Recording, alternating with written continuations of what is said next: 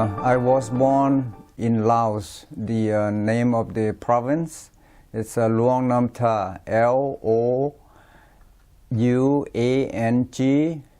Nam Tha is N-A-M-T-H-A. And in what part of Laos is that? It's the province, it's the south of China, so north of Luang Prabang.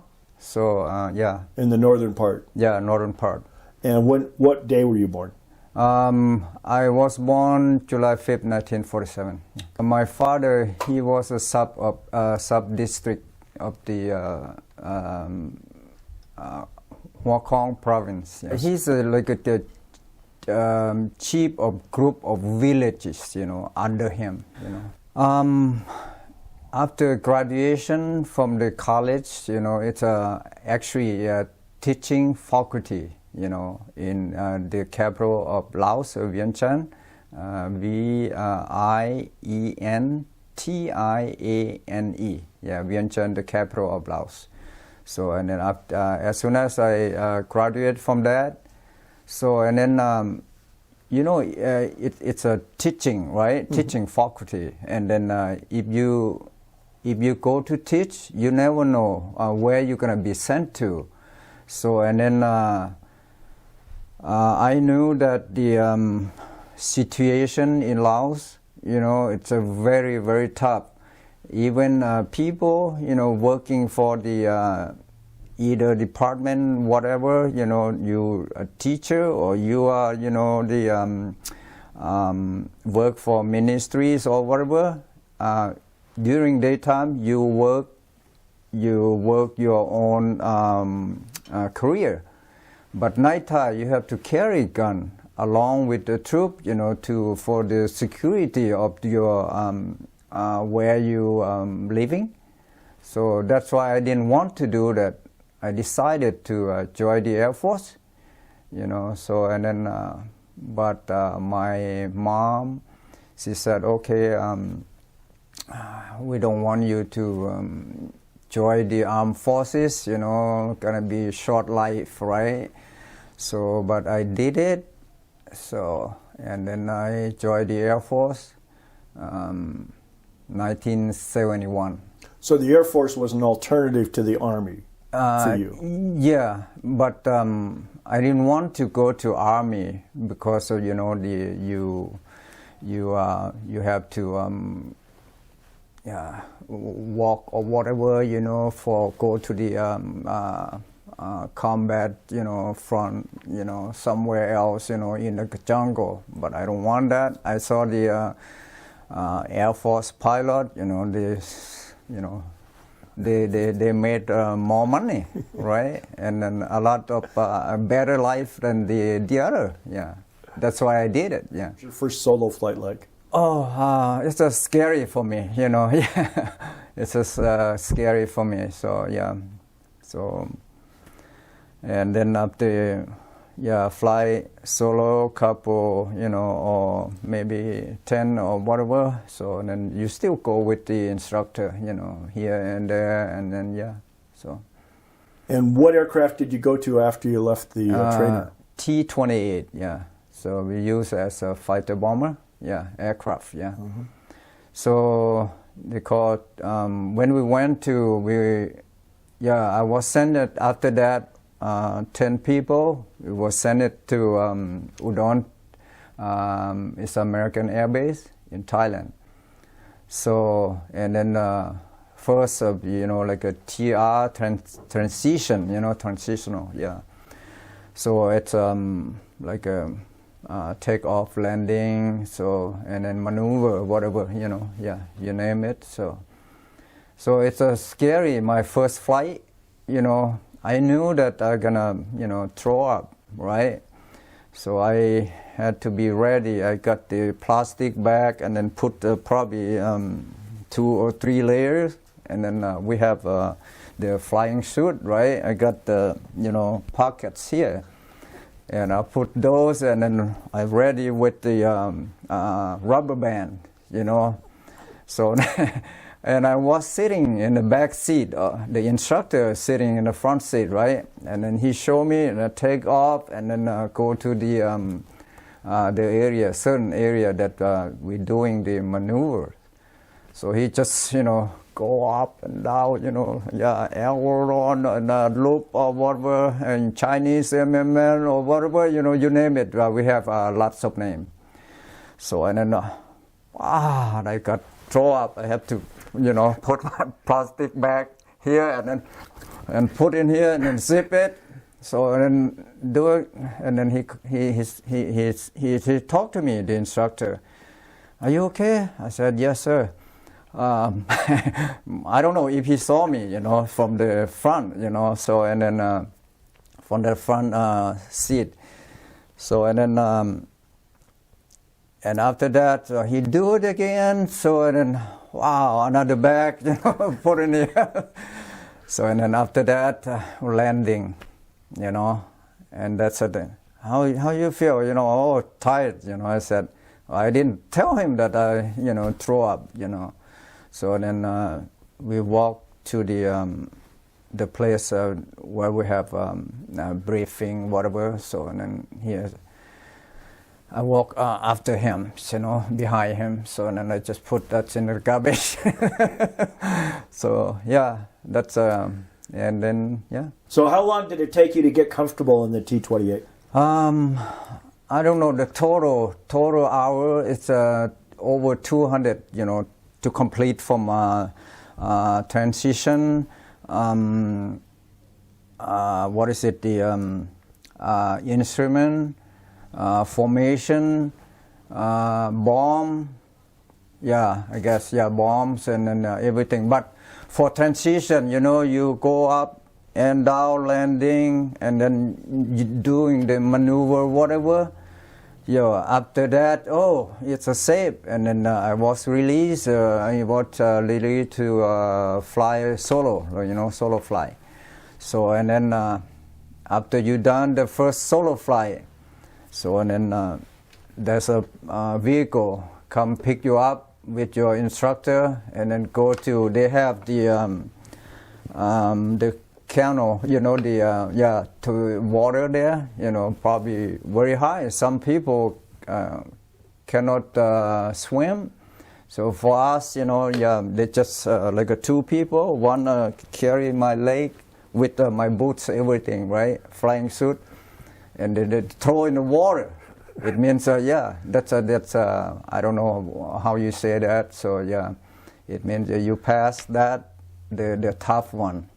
So so and then we transition, instrument, formation, and then you go to bomb. So and then bomb you have to fly solo too. In order to release to graduate. So. How long total did you spend at Udon checking out in the T-28? Total 6 months. Yeah. And so now you go back to Laos to fly operational missions. Yeah, and then we have to have the either leader to sit in your back seat. You sit in the front, so it's a safety. He release, his side, and then release, and then I have to go to be wingman. So it depends on the battlefield, how many aircraft that they request. For example, formation fly up 2, 3, or 4, and how many backup. We have. I guess that we have at least 6 leader or 7 leader in a full flight. Of 4. Yeah. So, but, And you're flying out of which base? From the capital, Vientiane. They call Lima 08. Yeah. And how far away were the front lines as far as your attacks? Yeah, probably hour. Hour. Yeah. Some places is closer than that. Yeah. What kind of briefing did you get before you departed? Yeah, it says that how many bomb do we have to drop? You know, we instructed to we were instructed to drop sometime one at a time. You know, but it's very difficult to you know, because of 250 pounds and then 500 pounds, right? Yeah, on each wing. So, and then with the gun part, and then the we have 6 pylons, you know, and then the rocket, whatever. So yeah. So the aircraft has 6 pylons. Yeah, 6 pylons. One for bombs, one for guns, and one for rockets. No, gun. It's a gun part. Guns, different. gun part. Yeah. Okay, all right. Yeah. Okay, but you had 6 pylons. Yeah. Okay, 3 in each wing. Yeah. So you take off. Are you briefed on the target before you depart? Oh yeah. Well, on the ground. So before departure.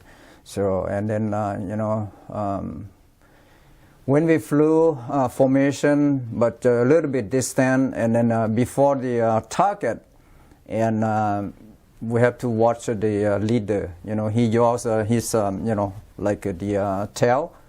And then we have to extend, you know, yeah, and then make a paddle, you know, and then we had the FAC, you know, aircraft, you know, forward air controller. They use O1 or L19 or U17, you know, those are, you know, with the smoke rockets, you know. And who flew the forward air controller airplanes? Pilot, yeah. Okay. So those people that used to fly T-28, you know, and then some after flying T-28, and then they went to FAC, or they went to C-47, and then become to Spooky. Yeah. So the FAC would mark the target with the white, with the smoke rocket. White, yeah, the smoke, yeah. Okay, how often did you encounter anti-aircraft fire? Say it again. How often did you encounter anti-aircraft fire? Only once. Only once that there's a tank, you know, hidden in the bush. Yeah. So that one was very, very scary for me. So yeah. Otherwise, it was mostly small arms fire. Yeah. We just you know, follow the FAC, and then most of the time I was number 2. You know, the new pilots, and then whatever, number 2 or number 3. So I was, and you know, number 1 in, okay, number 2 in, number 3 in. So yeah, we have to, yeah, you know, we have. And what would your altitude be when you approached the target? I think about 3,000, you know, feet, and then the altitude you have, yeah, and then the gun sight you have. So you just, you know, hit either bomb, rocket, or whatever, you know. And the last round, it's a gun, you know, go and yeah. And were you able to what extent could you tell you were hitting the target? They reported by the FAC, you know, forward air controller aircraft pilot, yeah. And so when you made a second... If we drop the bomb or ammunition, you know, it's far from the target.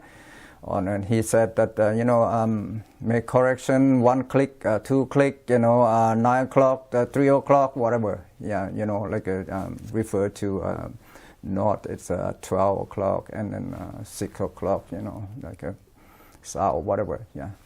Were you aware of how much damage you were doing to the communists? Did you get any post-strike briefings as to how effective you were? We did, you know, yeah, we did. But my combat mission, I really don't remember, you know, how many, yeah, because I graduated January 1973, yeah. So I remember that, you know, one day, sometime three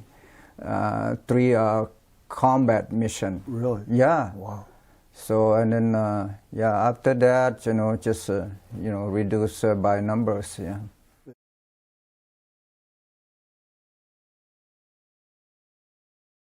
When did you decide to go back to Laos? I went back July 4th, 1975. The communists already took over. Yeah. And what was your understanding when you went back? What did you think was going to happen?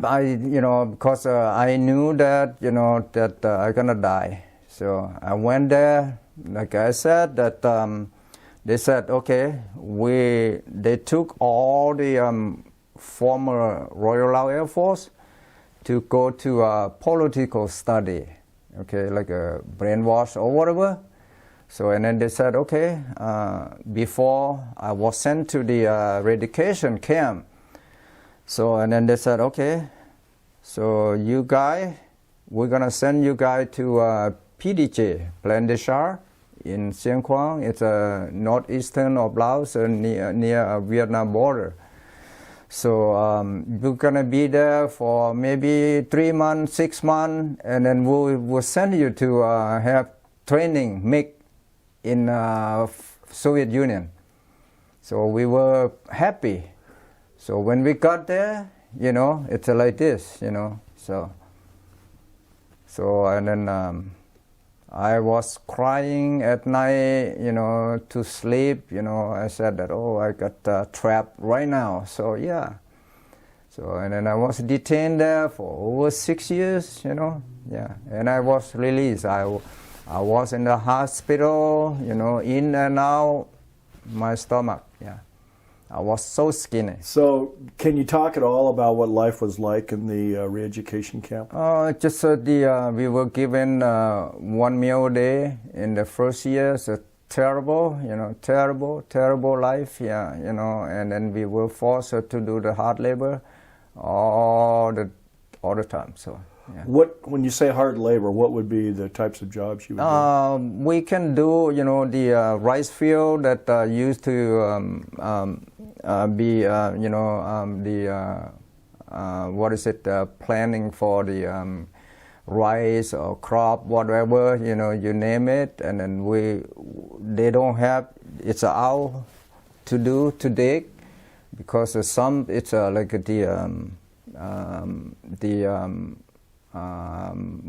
B-52 or whatever, T-28 or drop before. The craters, during the crater. So some is live, you kick, you hit, and then it explode. Yeah. So you were digging out the bomb. Yeah, just to make your living, whatever, and then we plant the rice, we plant vegetable and raise a chicken, whatever. Yeah, everything. So yeah. What were the re-education classes like? What they tell you? They tell us about the good. Everyone had the same quality, whatever, ego. We were ego. We have no rank. We have whatever, at that time. So and then after that, so. They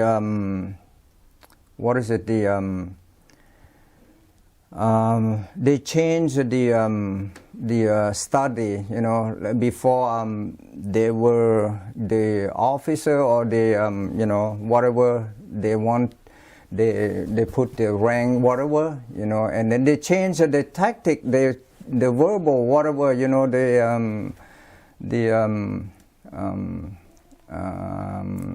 theory or whatever, I don't know. So yeah, so it's hard to believe. Yeah, so that's why. You never were convinced by their arguments. No.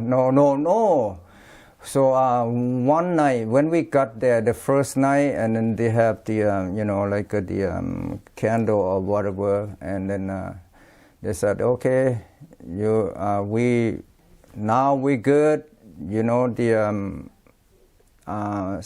Soviet Union, they use a Toyota, run in the moon, on the moon. So even that person didn't know, Toyota made from where, yeah. See, so right, it's kind of ridiculous. We could not laugh, we could not talk, This, for example, this is actually the black color, right? They said white. You don't argue, it's a white. Yeah.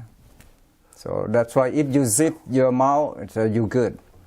And if you fought against them verbally, whatever, So you got trouble. Yeah. So did they beat people up? They put, 9 people try to escape. They put in the, under the ground. So for a month, and then see the sun one time.